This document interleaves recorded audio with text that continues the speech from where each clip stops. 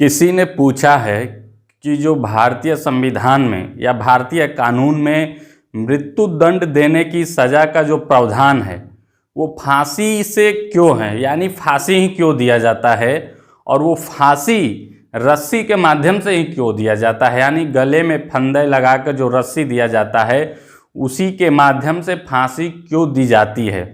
तो ये बहुत ही अच्छा प्रश्न है, रुचिकर प्रश्न है। इसका मैं जवाब आज देने वाला हूं।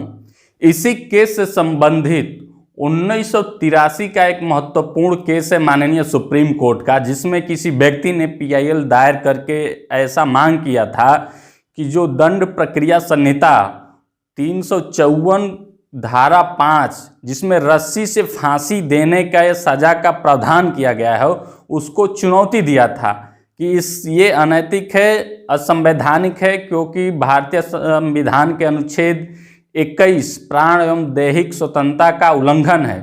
तो इस संबंध में माननीय सुप्रीम कोर्ट ने यह निर्णय दिया कि रस्सी से फांसी देना यह प्राण एवं दैहिक स्वतंत्रता का उल्लंघन नहीं है, ये सही है। सही इसलिए है क्योंकि मृत्यु दंड देने का केवल यही एक सही तरीका है।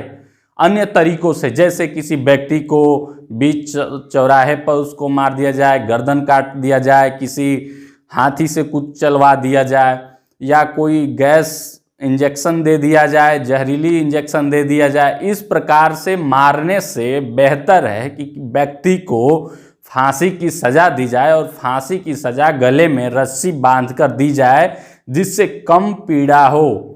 क्योंकि यह भी ध्यान रखना है कि व्यक्ति का गरिमापूर्ण जीवन भी है जो संविधान के 21 में उल्लेखित है। तो इस प्रकार से हमें ऐसा दंड नहीं देना है जिससे अधिक पीड़ा उत्पन्न हो। इसलिए सुप्रीम कोर्ट ने यह निर्णय किया कि व्यक्ति को फांसी के द्वारा ही मृत्यु दंड दिया जाएगा।